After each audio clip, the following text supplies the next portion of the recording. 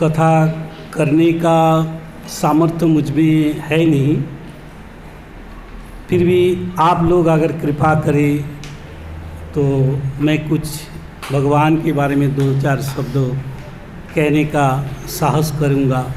हरे कृष्ण। तो अभी चतुर्मास आ रहे हैं, ये मतलब चल रही है चतुर्मास।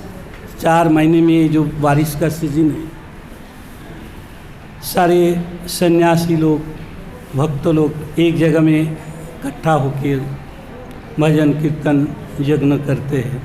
ये भी बहुत ही अच्छा समय है।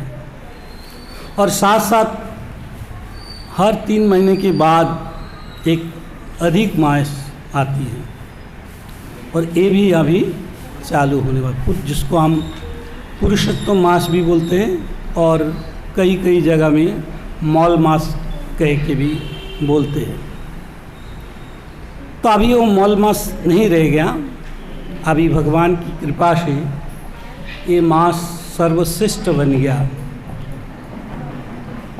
तो किस प्रकार ये अधिक मास है और अधिक मास क्यों इतना प्रभावशाली, भक्तिमय और ऐश्वर्यमय है, जो भक्त को उद्धार करने का शक्ति ये अधिक मास में है, इसके बारे में हम लोग आगे चर्चा करेंगे।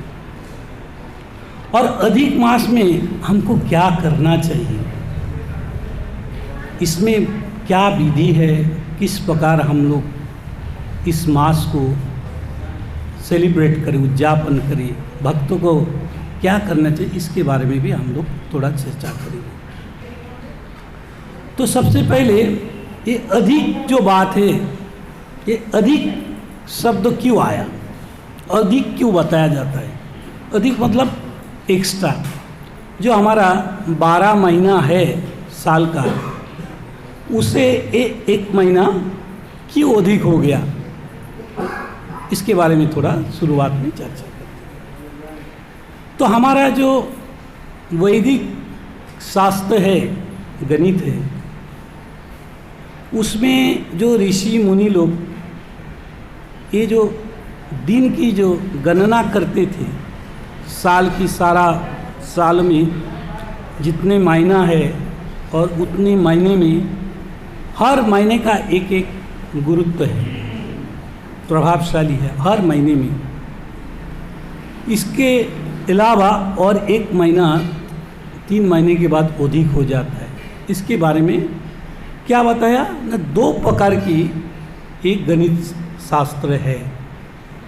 एक चंद्रमा को लेके हमारा वैदिक जो कल्चर है, वैदिक जो कैलेंडर है, इसको लेके बनाया गया साल की, और वो 365 नहीं, 354 डेज आता है, 11 दिन कम आता है। और सूर्य की गति को लेके, मतलब पृथ्वी जो सूर्य को परिक्रमा कर रहा है, उसके ऊपर भी हम लोग देखा तो उसमें 365 डेज आता है, मतलब 365 दिन है। 365 दिन 6 घंटा आता है उसमें, और कुछ महीना भी है, कुछ सेकंड भी है 6 घंटा के। तो सूर्य का गति और चंद्र का गति में, इसमें हमारा साल में 11 दिन का डिफरेंस आ जाता है, 11 दिन। तो चंद्र का पीछे रह जाता है थोड़ा सूर्य की तुलना में। तो ये 11 करते करते 3 साल जब होता है, तो 3 साल में 3 11 33 डेज एक्स्ट्रा हो जाता है। तो 33 दिन जो एक्स्ट्रा हो गया साल की गणना में, तो ये 12 महीने के छोड़कर 1 महीना अधिक हो गया, इसीलिए इसको अधिक बताया गया। अभी हर महीना का एक तो गुरुत्व है, हर महीना में भगवान की पूजा पाठ विधि अनुष्ठान सभी महीनों में कुछ ना कुछ है। लेकिन ये जो एक्स्ट्रा महीना आ गया, इसमें कुछ नहीं होता है। ना विवाह का अनुष्ठान होता है, ना गृह प्रवेश है, ना कोई नया गाड़ी खरीदना चाहता है, कोई भी शुभ अनुष्ठान इस महीने में नहीं होता है। क्यों नहीं होता है ना? इसमें ऐसा होता है, जो सारी जो महीना है सभी का एक अधिष्ठात्री देवता है, और उन्होंने सब एक एक महीना के ऊपर उन्होंने भगवान की सेवा में काम करते हैं। लेकिन जो एक्स्ट्रा आ गया अभी उसको कोई स्वीकार करने वाला नहीं है। तो स्वीकार जब नहीं किया तो ये अधिक महीना का जो अधिष्ठात्री देवी है, इन्होंने रोने लगा और इसको ब्राह्मण और ये सारे देवताओं ने तिरस्कार करने लगा। ये मतलब ये कोई काम का नहीं है, जिसको हम एक तरफ से हमारा शरीर का हिसाब से बात करें बाह्यिक, तो हम लोग जो मल त्याग करता है, जैसा हमारा शरीर से निकाल देता है, तो उसको हम लोग और देखता नहीं, मतलब वर्जित है। ठीक उसी प्रकार ये सारे देवता लोग ये महीना को वर्जित कर दिया, पंडित लोग भी वर्जित कर दिया। तो इन्होंने रोते रोते आया विष्णु भगवान के पास और विष्णु भगवान को सारी बातें सुनाई और रोए। तो विष्णु भगवान इनको लेकर गोलोक धाम में लेके गए। भगवान की जहाँ सखिया भगवान की सेवा कर रही थी, वहाँ पर ये अधिष्ठात्री देवी को लेके गई, जो अधिक महीना के हुए। तो भगवान ने उनको आश्वासन दिया और बताया, आप बहुत अच्छा किया, विष्णु जी को बताया, जो आपने हमारा पास लेके आया, आप रोइए मत, आपको आज से मैं आपको स्वीकार करता हूँ और आपको मैं ये शक्ति प्रदान करता हूँ, जो भी महीना आप लोग आपको तुच्छ समझा, ये सारी आपकी पूजा करेंगे और आपके ऊपर मेरा शक्ति पूरा प्रदान करता हूँ। आप किसी को भी ये महीना का जो हमारा भक्ति करता है, उसको आप वरदान देकर हमारे गोलोक धाम को भेज सकते हैं। इतना सा भगवान ने बताया इस अधिष्ठात्री देवी को, मतलब ये अधिक महीना। महाराज कुलशेखर एक अधिक महीने के ऊपर भगवान के ऊपर प्रार्थना करके बताते हैं, कि संसार में दो प्रकार के पुरुष है। एक तो पुरुष भौतिक संसार के, जिसको पूजा करते हैं, पूजा मीन्स उसको शरणागति लेता है, और दूसरी है पुरुष भगवान स्वयं है कृष्ण, और उनकी शरण में जाते हैं। तो भौतिक संसार में जो पुरुष को हम लोग पूजा करते, जो भी मतलब समाज में प्रतिष्ठित व्यक्ति है, तो कुछ ना कुछ फल तो देता है वो, लेकिन ये भौतिक संसार की ये फल हमारा कोई काम में नहीं आता है। जब हम भगवान की शरण में जाता है, भगवान की सेवा में जाता है, तो हम उस फल को परमानेंटली भगवान अपने धाम को देते हैं वो भक्तों को रहने के लिए। कितना अच्छा भगवान की ये विचार है। तो इसीलिए भगवान को पुरुषोत्तम कहा गया। कुलशेखर महाराज ने भगवान को इस काम के लिए पुरुषोत्तम कहा है। पुरुषोत्तम, पुरुषों में उत्तम, ये भगवान ही है। तो देखा जाए, जब भी पांडव वनवास में थे, काम्य वन में थे, तभी भगवान स्वयं ये लोगों को इनका जो दुख है, वन में रहना, चलते समय कांटा पैर में चुभ रहा है, झोपड़ी में रहता है, बारिश गर्मी बहुत सारे झेल रहा है, कष्ट हो रहा है। तो भगवान ने इनको बताया जो आप लोग अधिक महीने की व्रत करो। साथ साथ ये भी बताया कि किस प्रकार द्रौपदी पूर्व जन्म की भगवान ने बताया उनकी कथा। द्रौपदी जो थी वो एक ब्राह्मण की बेटी थी। ब्राह्मण कन्या होने के बाद इन्होंने भी माँ बाप की सेवा की और इनका माँ पिताजी गुजर जाने के बाद ये उसका माँ बाप की सेवा का फल उसको मिला। लेकिन दुर्वासा मुनि ये इनके पिताजी के मित्र थे और दुर्वासा मुनि ने इस कन्या को मिलने के बाद बताया अधिक महीने की व्रत रखने के लिए। तो दुर्वासा मुनि के मुंह से जब ही सुना अधिक महीने की महत्व क्या है, किस प्रकार लाभ मिलता है, तो ये द्रौपदी को विश्वास नहीं हुआ। मतलब वो ब्राह्मण कन्या को विश्वास नहीं हुआ कि इतना सारे फल अधिक महीने में, मतलब किसी को 1 रुपया के बदले में करोड़ों रुपया मिल जाए तो वो विश्वास कैसे करे। तो उसी प्रकार एक अधिक महीना का भी ऐसा ही महत्व है। तो सुनने के बाद मन से विश्वास ना होने के कारण इनका पुण्य क्षय हो गया, धीरे धीरे कम हो गया। तो कम हो गया तो इन्होंने बाद में इसको मालूम पड़ा, ये दुर्वासा जी की कथा को विश्वास ना होने के कारण इनको पुण्य क्षय हो गया। तो उन्होंने बहुत रोया और शंकर भगवान की तपस्या की। और शंकर भगवान की तपस्या, घोर तपस्या करने के बाद शंकर भगवान ने आशीर्वाद दिया कि आपको नेक्स्ट जन्म में आपको पुण्य मिलेगी, अधिक महीना का जो लाभ है मिलेगी। तो वही जो ब्राह्मण कन्या परवर्ती समय में द्रौपदी नाम लेके प्रकट हुए थे यज्ञ से। तो भगवान इस बार सारे द्रौपदी के साथ सारे पांडव को ये व्रत रखने के लिए कहा अधिक महीने का। तो फिर पांडव ने नेक्स्ट जब अधिक महीना आया तभी इन्होंने भगवान की व्रत रखा, अधिक महीना को पूरा सुचारू रूप से पालन किया।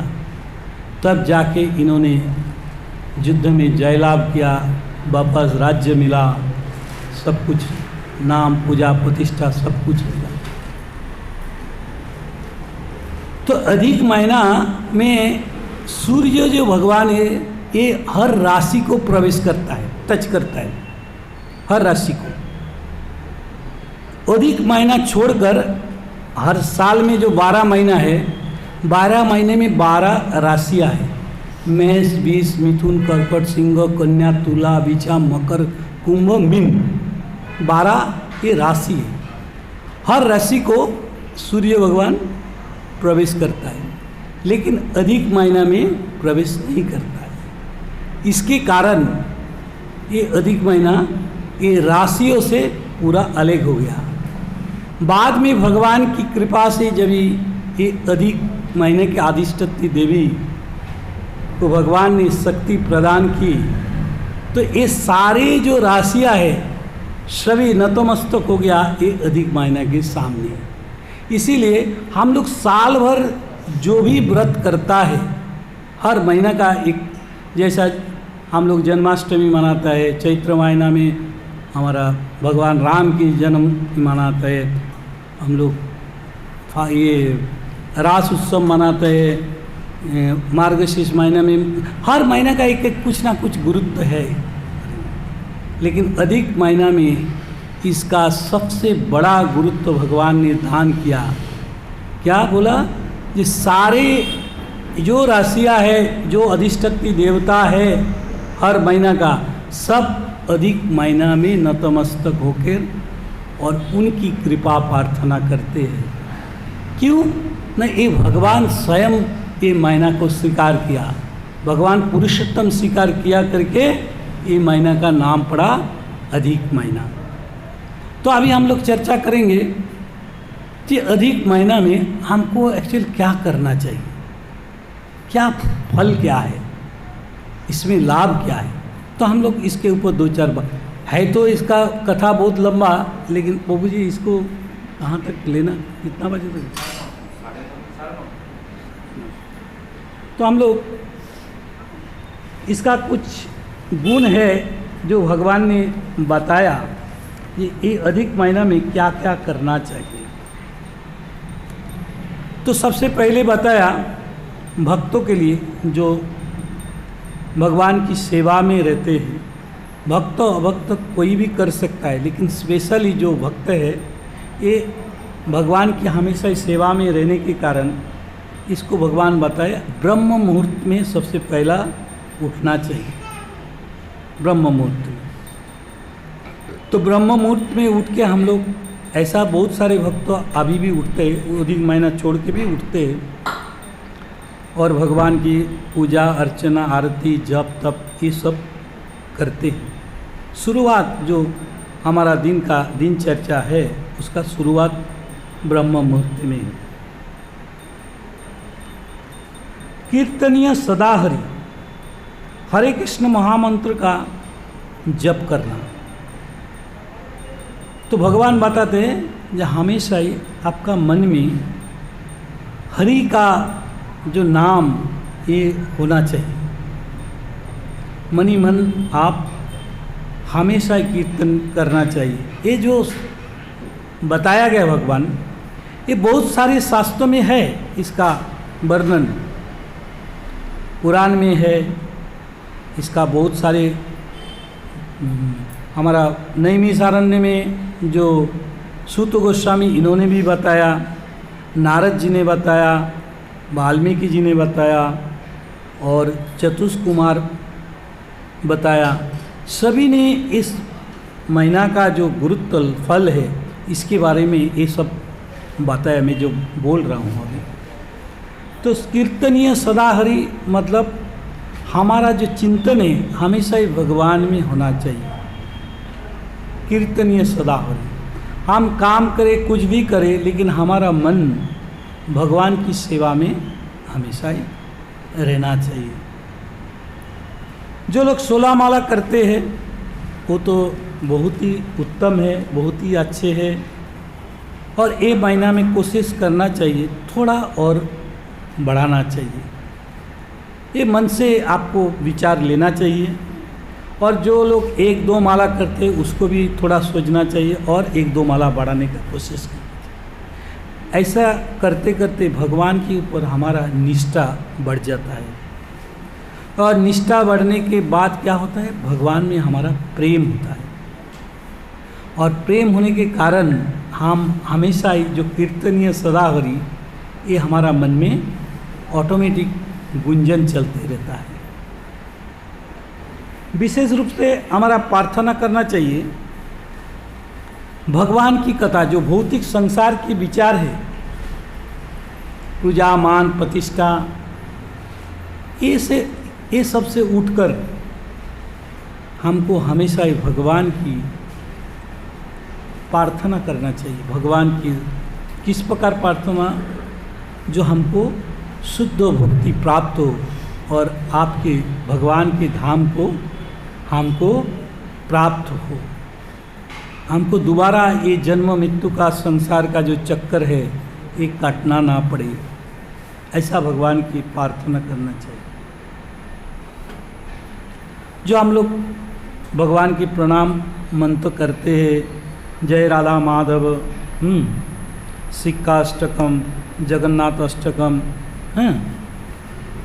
सोचित सुत अष्टकम, ये सब सारे हमको पढ़ना चाहिए ये महीने में। मतलब बहुत सारे भक्त तो पढ़ते हैं, लेकिन ये महीने के स्पेशली भगवान सची सुत अष्टकम, जगन्नाथ अष्टकम और भगवान की सिक्काष्टकम ये सब पढ़ना चाहिए। हाँ हाँ, भगवद गीता का 15 अध्याय ये भी पाठ करना चाहिए। ये विशेष अध्याय है, आप सभी के मैं तो आशा करूँगा सबका घर में भगवत गीता है। तो ये भगवत गीता का 15 अध्याय, 9वें अध्याय से लेके पूरा 18 अध्याय तक ये सारे प्योर भक्ति की बात की गई भगवान। और इसमें से 15 अध्याय में विशेष कुछ बात है। 9वें अध्याय में शुरू किया भगवान भक्ति योग के बारे में और शुद्ध भक्ति के बारे में बात किया है। तो 15 अध्याय में भगवान इसकी महिमा बताया। तो ये विशेष करके ये अध्याय को पाठ करना चाहिए। श्रीमद् भागवतम का 10वां स्कंद जो स्कंद है, 10वां स्कंद का 14 अध्याय में 14 अध्याय है। तो वो विशेष करके शास्त्र में बताया गया, उसके ऊपर थोड़ा हमारा फोकस ज़्यादा होना चाहिए। ब्रह्मा जी द्वारा भगवान की जो स्तुति किया है ब्रह्मा जी, इसमें 20 श्लोक है और उसके ऊपर भी ये चतुर्मायना में ज़्यादा करके उसमें ध्यान देना चाहिए, जिसको ब्रह्म स्तुति कहा गया।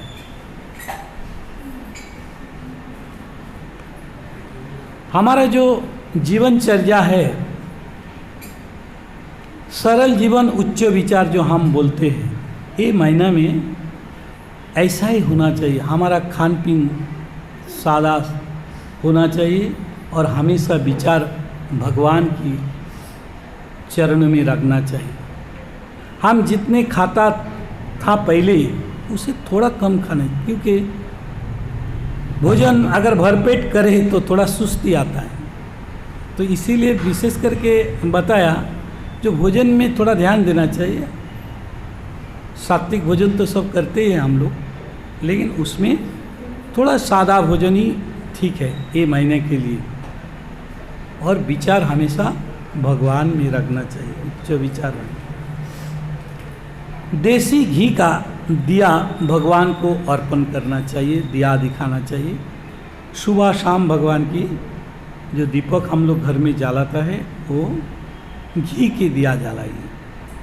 और जो भगवान के लिए हम लोग भोग बनाते हैं, इसमें भी घी के द्वारा ही बनाने का प्रावधान दिया गया। घी से ही बने भगवान के लिए जो कोई वस्तु बनाए हम भगवान के भोग, वो घी से ही बनना चाहिए।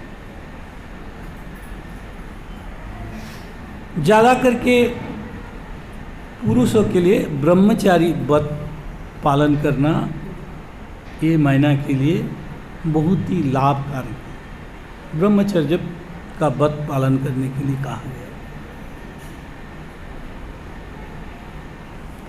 और हम जो भी कार्य करते हैं जीवन धारण के लिए, तो हमको सभी को तो कार्य करना जरूरी है, लेकिन कार्य प्रारंभ करने से पहले भगवान श्री हरि की स्मरण करना चाहिए। पहले ही हम बताए कीर्तनीय सदा हरि, भगवान कृष्ण की गुणगान करना चाहिए। और हम कार्य करते समय हमारा मन भगवान की चरण में होना चाहिए।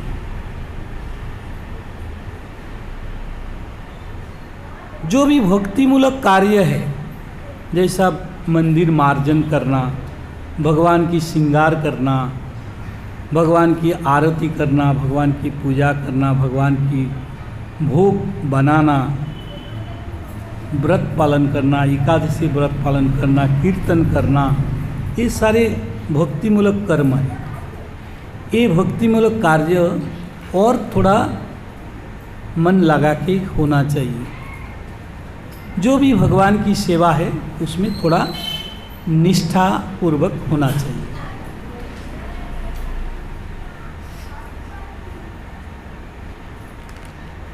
आध्यात्मिक आवश्यकता को ज़्यादा करके ध्यान देना चाहिए। और हमारा जीवन में जो प्रिय वस्तु है, जिसको हम ज़्यादा मतलब पसंद है, कुछ लोग चाय पीते थे, अभी तो भक्त हो गया तो चाय नहीं। जो अभक्त है उसका फेवरेट है किसी को चाय पीना, किसी को और कुछ पान खाना, किसी को, ये अभक्त की बात कर रहा है, वो छोड़ देना चाहिए। और हम भक्त के लिए एक हमारा जो प्रिय चीज़ है, वो कोई एक चीज़ को ये पुरुषोत्तम महीना में छोड़ देना चाहिए। धामवास, दो धाम में रह के भगवान की सेवा, पूजा, अर्चना, जप करना, तप करना, परिक्रमा करना, ये धाम की एक विशेष महिमा है। ये महीना में एक्चुअली अभी वृंदावन जाएगा तो कोई गेस्ट हाउस मिलने वाला नहीं, मायापुर, वृंदावन सब भर गया होगा, क्योंकि जो भक्त लोग हैं वो पहले से उधर जाके पुरुषोत्तम महीना से पहले उधर जाके ऑक्यूपाई कर लेते हैं और पूरा दिन भर भगवान की सेवा में लगा रहता है। ये तो बहुत ही भाग्यशाली, मतलब जो लोग भगवान में धाम में रहकर भगवान की सेवा में है, बहुत ही भाग्य की बात है। तो धामवास जो है ये भागवतम में भी कहा गया। तो और ज़्यादा करके ये महीना में, पुरुषोत्तम महीना में धाम में रहकर भगवान की भक्ति करने का एक विशेष लाभ है।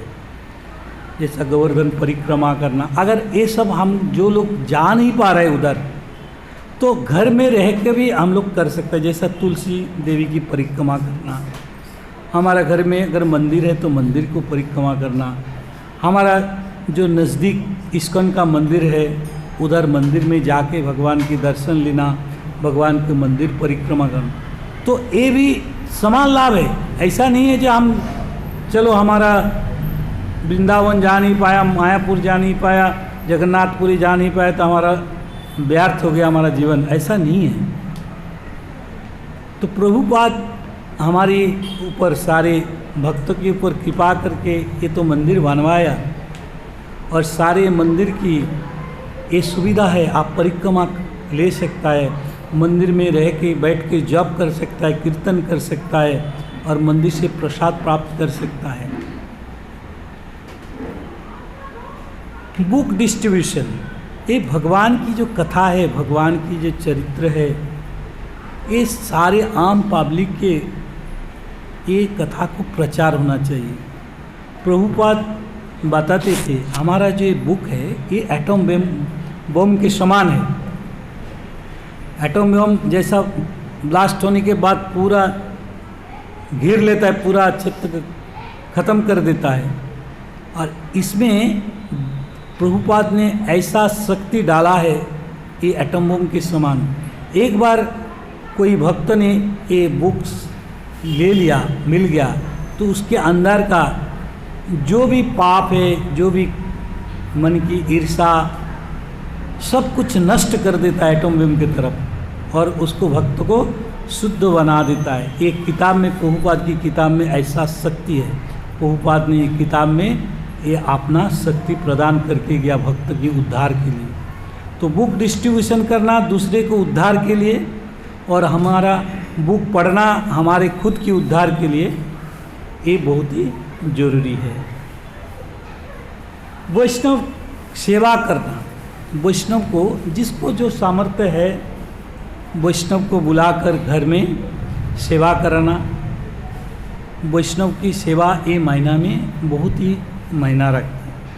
तुम्हारो हृदय सदा गोविंद विश्राम, गोविंद कहन मोरो वैष्णव परान। भगवान बताते हैं कि मेरा जो हृदय, ये मेरा भक्त हमेशा ही निवास करते हैं मेरा हृदय में।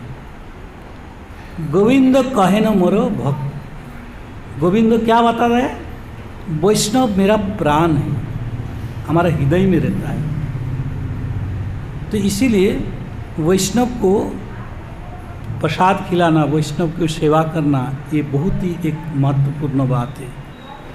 भगवान दो प्रकार की हमारा से सेवा लेता है। जो भगवान को भोजन हम लोग डायरेक्ट अर्पण करते हैं ना, ये सबसे पहला हम लोग यज्ञ में जो आहुति देता है, यज्ञ में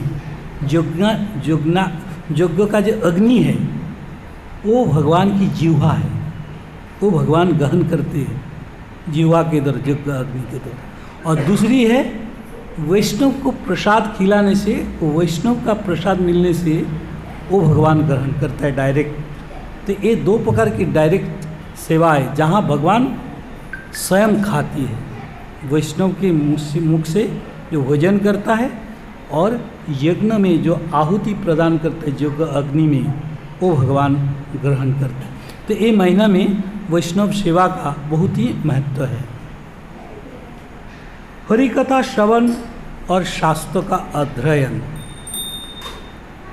जो अड़ोस पड़ोस में किधर भी अगर भगवान की कथा चल रही है उधर भाग लेना चाहिए, भगवान की कथा श्रवण करना चाहिए। तो हमारा जो नवोविधा भक्ति है उसमें पहला ही आता है श्रवणम, उसके बाद कीर्तनम, स्मरणम, वंदनम, अर्चनम। ये जो नवोविधा भक्ति उसमें पहला पॉइंट है श्रवण करना। श्रवण करने से हमारा जो कान के द्वारा हमारा भगवान की कथा हमारा अंतर में प्रवेश करता है, हम उस कथा को ग्रहण करता है करने के द्वारा, और डायरेक्ट हमारा हृदय में वो प्रवेश करने के कारण तुरंत हमको इसका लाभ मिलता है। इसीलिए श्रवण बहुत ही महत्वपूर्ण बात है, श्रवण करना। और पढ़ना तो है ही हरिकथा। हरिकथा कोई भी किताब पढ़े आप, जैसा भागवतम है, भगवत गीता है, प्रभुपाद का बहुत सारे किताब है, छोटे छोटे ज्ञान की किताब है, वो सभी एक ही फल प्रदान करने वाले हैं। धाम परिक्रमा करना, तुलसी परिक्रमा करना, मंदिर मार्जन करना, ये मैं थोड़ा पहले ही बताया, ये सभी भक्ति का अंग है। ये महीना में ज़्यादा करके थोड़ा ज़्यादा ही करना चाहिए। अगर बहुत सारे घर में मंदिर है, वो मकड़ी ने वो अपना जाल बना दिया, ये दिया, चींटी घूम रहा है, कॉकरोच घूम रहा है, ये थोड़ा ये महीना में थोड़ा भगवान की जो अल्टार है उसको थोड़ा साफ सफाई रखना चाहिए, जो हम तो हमेशा ही करते हैं घर में, लेकिन ज़्यादा करके ध्यान देना चाहिए ये महीने में। और एक है पवित्र नदी में स्नान करना बहुत ही जरूरी है। पूरी ये तो बताया गया जो डेली करना चाहिए, लेकिन इधर तो पवित्र नदी हमारा इधर संभव नहीं है। तो ये महीना का एंड में, जब ये पुरुषोत्तम महीना का आप एंड में करो, बीच में करो, जब भी आपको समय मिला, मिनिमम तो आचार्य लोग बताए एक बार तो स्नान करना जरूरी है। पवित्र नदी गंगा हो गया, गोदावरी हो गया, कृष्णा, कावेरी हैं, ये पावन, यमुना, ये सब पावन करने वाली नदियाँ हैं, ये नदियाँ में स्नान करना चाहिए। और प्रतिदिन ऐसा तो बताया ब्राह्मण भोजन कराना चाहिए, लेकिन ब्राह्मण भोजन सबकी अगर बस की बात ना हो तो कम से कम एक ब्राह्मण को आप बुलाकर ये महीना में एक दिन आप उसको प्रसाद खिला सकते हैं भगवान के नाम पर। ये बहुत बड़ी एक कृपा है भगवान की, वैष्णव को प्रसाद खिलाना। तो पुरुषोत्तम महीना का ऐसा तो बहुत सारे मतलब अनगिनत इसका फल है, अनगिनत इसका जो सेवा है भगवान की, तो सारे के सारे सभी पुण्य फल प्रदानकारिणी है। और ज़्यादा करके भगवान की जो धाम है, भगवान ने भगवत गीता में बताया, जत गत्ता न निवर्तन्ते तद्धाम परमम मम, जहाँ जाने के बाद और किसी को वापस लौटना नहीं पड़े, वो है भगवान की धाम। भगवत गीता का शुरुआत में मंगलाचरण में व्यासदेव का यं ब्रह्मा वरुण इंद्र रुद्र मरुस्तवंती दिव्यस्तवी वेद साम उपदकमुज जो गायंती वो शामगा ध्यान अवस्थित तद गतेन मनसा पश्यन्ति यं योगिनो यशांतं न विदु सुरासुरगना देवायु तस्मै नमः। जिसको तदगत चित्त के वरुण इंद्र रुद्र मरुत सारे देवता भगवान को पाने के लिए, जिसका पैर का नखून तक जिसको मिल नहीं रहा है, और तदगत चित्त होकर दिन रात भगवान की भजन करते हैं, वो सारे देवता भी ये पुरुषोत्तम महीना में भगवान की उपासना करता है। और स्वयं लक्ष्मी देवी ये पुरुषोत्तम महीना में भगवान की प्रार्थना करते, भगवान की पूजा अर्चना करती है। तो इससे बड़ा और क्या लाभ है हम लोग को ये मौका मिला। अगला समय में हम अगला साल देख पाएगा कि नहीं देख पाएगा कोई गारंटी नहीं। आजकल हम लोगों का जीवन धारा ऐसा है, किसको कहाँ भगवान की इच्छा होगी कभी कोई बोल नहीं सकता।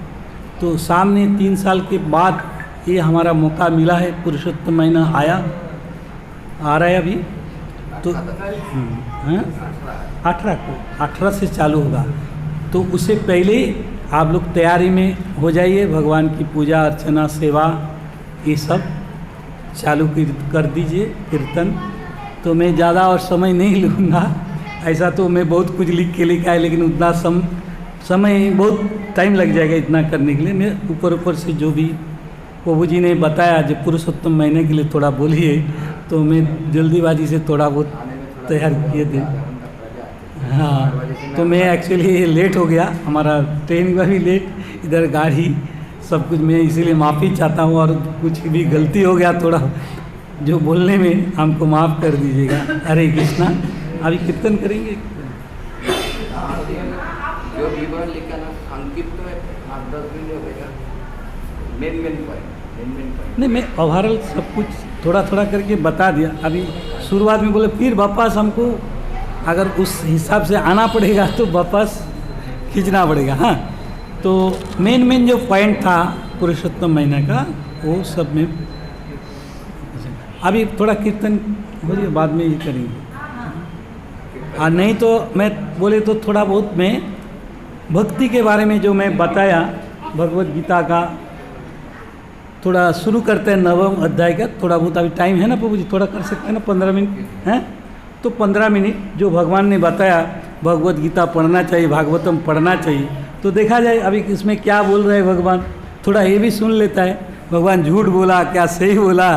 तो एक बार हम लोग उसके ऊपर एक बार देखता है। तो 9वें अध्याय से मैं बोला ये भक्ति की शुरुआत भगवान ने की है। अभी उससे पहले तो भगवान बहुत सारे ज्ञान अर्जुन को दिया है। तो अर्जुन को वो ज्ञान मिलने के बाद अर्जुन ने क्या बताया लास्ट में, नष्ट मोह स्मृति लब्धा, हमारा मोह सब नष्ट हो गया और मेरा स्मृति वापस आया। तत्प्रसादात में ही उच्युत, हे उच्युत भगवान आपकी कृपा से मेरा सारे जो हमारा संदेह था वो मिट गया है। अभी आप बोलिए क्या करना चाहिए हमको। तो फिर भगवान आगे कथा चालू की। तो हम लोग इसमें 9वें अध्याय का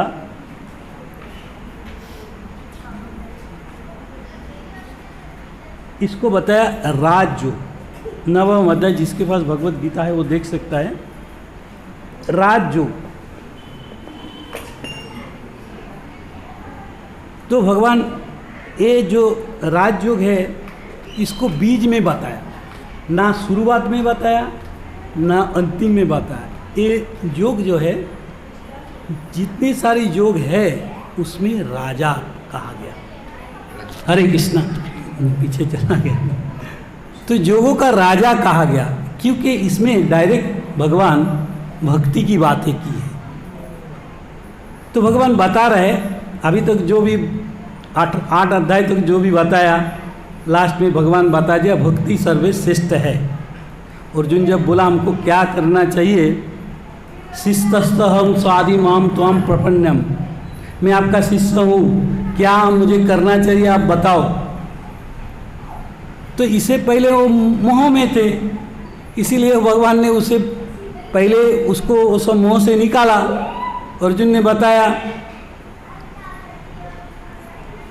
बताया था कि मैं कृपणता के कारण मैं केवल अपने बारे में ही सोच रहा था। तो अभी आप हमको बताइए, मैं आपका शिष्य हूँ, हमको क्या करना चाहिए। तो भगवान ये इसे पहले श्लोक में बताया वेदेषु यज्ञेषु तपसु चैव दानेषु यत् पुण्यफलं प्रदिष्टम अत्येति सर्वमिदं विदित्वा योगी परम स्थानमुपत्ति चौदम।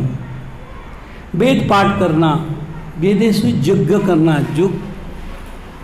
वेदेषु यज्ञेषु तपसु चैव, तप करना, दान करना, पुण्य, ये सब करने से आपको जो फल प्राप्त होता है अर्जुन, केवल अकेला भक्ति करने से उसे ज़्यादा फल मिलेगा। तो भगवान उसके बाद ये नवम अध्याय चालू कर रहे हैं, जो भक्ति क्या है। अभी शुरुआत में भगवान क्या बोल रहे हैं? श्री भगवान उवाच इदं तु ते गुह्यतमं प्रवक्ष्यामि अनुसूयवे ज्ञान विज्ञान सहितं यद्गत्या मोक्षयेषे अशुभात् यद्गत्या मोक्षयेषे अशुभात्। अभी मैं तो सुन अर्जुन, मैं तेरे को बहुत गोपनीय ज्ञान अभी बता रहा हूँ। गोपन, बहुत ही गोपन ज्ञान, सीक्रेट। अभी तो सुन, जिसको सुनने के बाद तेरा ये संसार से तू मोक्ष प्राप्त हो जाएगा और तेरे को कुछ करने का जरूरत नहीं है। हे अर्जुन, तुम निर्मत्सर हो, तुम्हारे अंदर अभी कोई मत्सरता नहीं, कोई अहंकार नहीं, सब नष्ट हो गया। इसीलिए मैं आपको बता रहा हूँ, क्योंकि अभी तुम्हारा हृदय निर्मल हो। और सभी गोपनीय ज्ञान इसीलिए मैं आपको बताने जा रहा हूँ। उस ज्ञान को प्राप्त करने के बाद आप ये दुखमय संसार से निवृत्ति प्राप्त हो जाओगे, मुक्त हो जाओगे। तो भगवान क्या बता रहे, सुनिए। राजविद्या राजगुह्यम प्रवृत्तम इदम उत्तमम प्रत्यक्ष अवगमं धर्मं शुशुकम कुर्तम अव्याम। तो क्या बताया? राय विद्या राय गुह्यम, ये जो ज्ञान है ये सारे ज्ञान का राजा है। और क्या बताया? प्रवृत्तम इदम उत्तमम, ये प्रवृत्त करने वाले हैं और ये उत्तम है होती। प्रत्यक्ष अवगमं धर्मं, ये प्रत्यक्ष आप फल प्राप्त कर सकते हैं इसको प्रत्यक्ष रूप से। कैसा बताया? वो एक प्रभुपाद जी ने उसका एक्सप्लेनेशन में बताया, मैं बता रहा हूँ। ये क्या है? धर्म है और सुसुखम है, बहुत आनंद मिलता है, सुख मिलता है। और क्या? कुर्तम अव्याम, ये कभी अव्यय नहीं होता है, नष्ट नहीं होता है। तो भगवान ने बताया, प्रभुपाद ने इसके ऊपर थोड़ा चर्चा की, बताया ये राजविद्या। राजविद्या क्यों बताया? ये जो ज्ञान भगवान ने बताने जा रहा है, ये एक्चुअली आत्मा के बारे में भगवान बताने जा रहे हैं।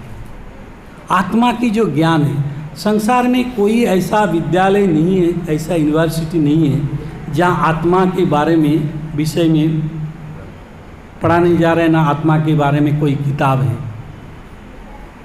ये सब भूईफोड़ लोग जो भी कुछ किताब लिखा है, ये कोई मतलब आधार दिन हमारा इस्कॉन और गौड़ीय मठ ये छोड़कर बहुत सारे बाहर के लोग और भी बहुत सारे संस्था ऐसा बताता है या आत्मा के बारे में बहुत कुछ लिख रहा है। एक्चुअली आत्मा के बारे में कृष्ण भगवान सबसे पहला ये ज्ञान दिया, उसके बारे में किसी को भी नॉलेज नहीं है। तो ये बताया, इसीलिए ये जो ज्ञान है विद्या की राजा है। तो आत्म तत्व जो है, ये आत्म तत्व को उपलब्धि करना हमारी वश की बात नहीं है। बड़े बड़े मुनि जोगी ऋषि, बड़े बड़े महात्मा लोग, बड़े बड़े दार्शनिक लोग इसके ऊपर चर्चा किए हैं, इसके ऊपर बहुत कुछ टिप्पणी किए हैं। तो भगवान स्वयं जो बोल रहे हैं जी आत्मा के बारे में, वो जो ज्ञान दे रहा है, इसीलिए भगवान ये अध्याय को बताया राज विद्या। भगवान आगे जाके चल के बताएगा, तो हमारा समय के साथ देखता है कहाँ तक। आप जब भी बोलेंगे मैं वहाँ रुक जाऊँगा। सब बहुत लोग घड़ी देख रहे हैं। तो ये राज विद्या बताया, और क्या, ये पवित्र करने वाले हैं। ये जो जैसा भगवान के हम लोग गुणगान करते, नाम संकीर्तन करते हैं, तो तुरंत हमको क्या फल प्राप्त होता है ना, हमको मन में आनंद उत्पन्न होता है। हमारा मन की जो भावना है घर बार इधर भी, वो सब हट जाता है उस समय के लिए, कीर्तन के समय। और क्या, मन में एक सुप्त रूप से एक सुख प्रकट होता है, और हम मशगूल हो जाता है उसमें, आनंद में। इसीलिए बताया प्रत्यक्ष अवगमन धर्मम। ये प्रत्यक्ष रूप से हम देख सकता है कि ऐसा कीर्तन में कितना लाभ हो रहा है। और क्या, सुसुखम, भगवान की जो प्रसाद हम लोग खाते हैं, तो भगवान के प्रसाद में इतना भगवान शक्ति प्रदान किए है, वो प्रसाद लेने के बाद हमको बहुत ही सुख मिलता, आनंद मिलता है। और ये एक बार भगवान की ये भक्ति प्राप्त होने के बाद इसका अव्यय नहीं होता है, क्षय नहीं होता है। तो हम लोग और एक श्लोक देखते, इस बहुत बड़ा इसका एक एक्सप्लेनेशन तात्पर्य बाद में दिए है, लेकिन वो चर्चा करेंगे तो बहुत टाइम लगेगा। मैं और एक दो श्लोक आगे ये करता हूँ। प्रभुपाद जी ने इसमें एक परपट में दिया है, पुराण की एक कथा है, पद्म पुराण की, बताया अपराब्ध फलम पापम कुटम बीजम फलम मुखम कमेनैव पलियते विष्णुर्भक्ति रत्मानम। जो भगवान बता रहे ये जो राजविद्या राजगुह्यम प्रवृत्तम इदम उत्तमम, तो उसके परिप्रेक्ष्य से भगवान की बात को लेकर प्रभुपाद जी पुराण का इस श्लोक कोट कर रहे हैं। ये भगवान की ये शक्ति कितना है भगवान की भक्ति में। तो भक्ति में हम चाहे कीर्तन करें, चाहे भगवान के लिए प्रसाद बनाए, चाहे हम प्रसाद ग्रहण करें, भगवान के किताब पढ़े, सभी भक्ति में आते हैं, कथा श्रवण करें। तो वो बताया पुराण में अपराब्ध फलम पापम कुटम बीजम फलम मुखम। या हमारे अंदर 3 प्रकार के फल हम लोग भोगते हैं, 3 प्रकार के पापों का। एक प्रारब्ध कर्म है, एक अपराब्ध कर्म है, एक सुप्त कर्म है। प्रारब्ध कर्म बोलेंगे तो अभी जो हम भोग रहे हैं, संसार में कष्ट झेल रहा है, तिताब झेल रहा है, ये प्रारब्ध कर्म है। और एक अपराब्ध कर्म जो हमारी हृदय में अभी छुपा है, हमारे कर्म के आधार पर उस पाप को हमको फल भुगतना है, इसे बच नहीं सकता। जो कर्म हम गलत किया उसको पाप भुगतना है। और सुप्त जो है, जो अभी प्रकट नहीं हुआ, चाहे और दूसरा जन्म तीसरा जन्म और कभी भी वो प्रकट होके आएगा बाहर, ये फल भुगतने के बाद उसके भी हमको फल भुगतना पड़ेगा, उसे बाहर निकलने का कोई रास्ता नहीं है। लेकिन भगवान ने कहा, क्या बताया, क्रमेणैव पलीयते विष्णुर्भक्ति रत्मानम। अगर कोई व्यक्ति ने विष्णु का भक्ति कर ले और 3 प्रकार के इस तरह के पापों से पूर्ण रूप से मुक्त हो जाता है। उसको और कोई प्रारब्ध अपराब्ध और जो प्रकट हो गया उसको आप भोगना ही पड़ेगा। जैसे किसी का जन्म लिया और हाथ उसका है ही नहीं, अंधा हो गया, वो तो फल तो भोग रहा है, अभी उसको हम ठीक नहीं कर सकता। भगवान इसका फल भोगने, जो प्रकाश हो गया ऑलरेडी फोरकास्ट हो गया, लेकिन जो छुपा है अभी बाहर नहीं आया, सुप्त है और अपराब्ध है, जो अभी बाहर निकलने वाला है, उसको रुका सकता है। तो ये विष्णु का जो भक्ति है, ये विष्णु का भक्ति में इतना सामर्थ्य है, ये 3 प्रकार की ये मतलब पापों से हमको मुक्त करा सकता है। तो हम आगे चल के तो भगवान बता रहे इस क्या पूछिए, हाँ, तो ये श्लोक लेके हम कथा की विश्राम की ओर जा रहा हूँ। बहुत सुंदर चैप्टर है, मैं आगे नेक्स्ट टाइम आएगा तो ये भगवान ये भी बता रहे, जो लोग मेरा भक्ति नहीं करता है उसको क्या होता है, जो अश्रद्धा करता है, भगवान को मानते नहीं, अश्रद्धा करते। अश्रद्धा धना पुरुषा धर्म शस्त्र परंतप अपाप्यमाम निवर्तन्ते मृत्यु संसार वर्तमनि। हे परंतप अर्जुन, जो मेरा अवज्ञा करता है, अश्रद्धा करता है, ये बार बार जन्म मृत्यु के चक्कर में घूमते रहता है। अपाप्यमाम निवर्तन्ते, ये कभी मुझे प्राप्त नहीं कर सकता, और बार बार मृत्यु संसार वर्तमनि, बार बार मृत्यु संसार में चक्कर लगाते ही रहता है, और ये कभी हमको प्राप्त नहीं हो सकता। तो ये भगवान खुद अपने श्रीमुख से बता रहा है जी, जो हमारा प्रवृत्ति, जो हमको प्रपत्ति करता है, हमारा जो पूजा पाठ करता है, हमको जो मानते हैं, उसको भी लाभ होता है। उसको अगला श्लोक में है ये, और आगे श्लोक लेगा नहीं, मैं अभी यहीं पर इसके ऊपर विराम दूंगा। तो भगवान बता रहा है, जो हमको नहीं मानते हैं, जो हमको नहीं पूजा करते, हमारा शरण में नहीं आता है, उस व्यक्ति को ये जन्म मृत्यु का चक्कर में खाली मनुष्य जनी प्राप्त होगा ऐसा नहीं है, 84 लाख जनी में भटकना पड़ेगा। कई कीड़ा मकड़ा, कई जलचर, कई उभयचर, कभी खेचर, सारे प्रकार के जीवों के जोनियों में वो चक्कर लगाते रहता है कर्म के बंधन के कारण। और भगवान बोला, ऐसा व्यक्ति हमको कभी नहीं प्राप्त हो सकता, मृत्यु संसार में एक घूमते रहता है। तो मैं कथा को अभी यहीं पर विश्राम दूंगा, कभी नेक्स्ट टाइम आया तो ये भक्ति योग के बारे में चर्चा जरूर करेंगे। हरे कृष्णा।